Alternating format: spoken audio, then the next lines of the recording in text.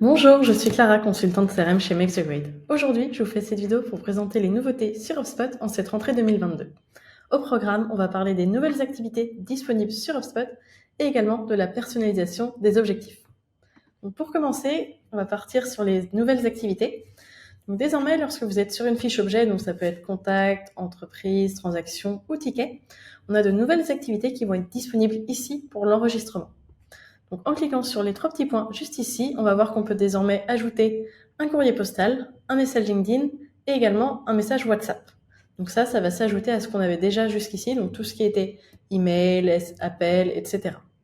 Par exemple, si je prends un message WhatsApp, donc on a cette petite box qui va s'ouvrir, on peut indiquer la personne qui a été contactée, la date et l'heure, et on peut du coup indiquer le message qui a été contenu ou décrire une brève description de la conversation. On consigne l'activité, ça vient directement s'ajouter au fil d'actualité sur la fiche contact.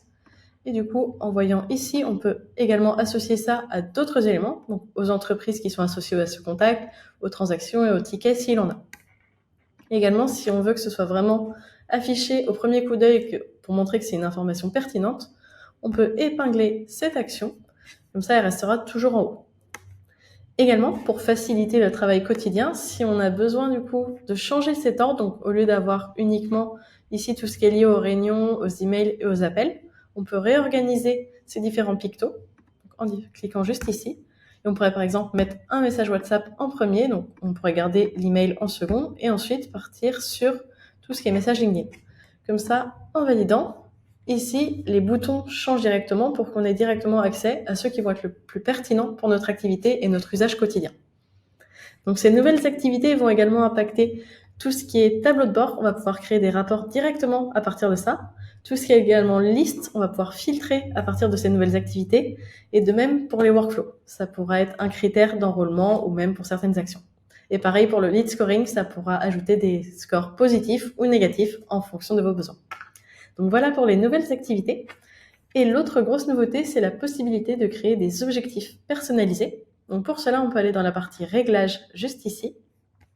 Ensuite, ce sera dans suivi analyse et enfin dans objectifs. Et donc on va pouvoir créer un nouvel objectif. Donc soit en se basant sur un modèle, donc ce qui va correspondre aux anciens objectifs, par exemple sur le chiffre d'affaires, sur le nombre de meetings, soit en partant de zéro. Donc si on part de zéro, on peut mettre un nom à notre objectif. On sélectionne l'objet auquel c'est associé, donc si c'est lié aux appels, aux transactions, aux réunions ou aux tickets. Par exemple, disons les transactions. Et après, on va avoir accès aux différentes propriétés qui existent sur les transactions pour, du coup, suivre un objectif par rapport à celle-ci. Donc, par exemple, on pourrait mettre le nombre d'activités de vente. On choisit ensuite le type d'agrégation, donc si c'est la moyenne, si c'est le minimum, le maximum ou la somme des valeurs.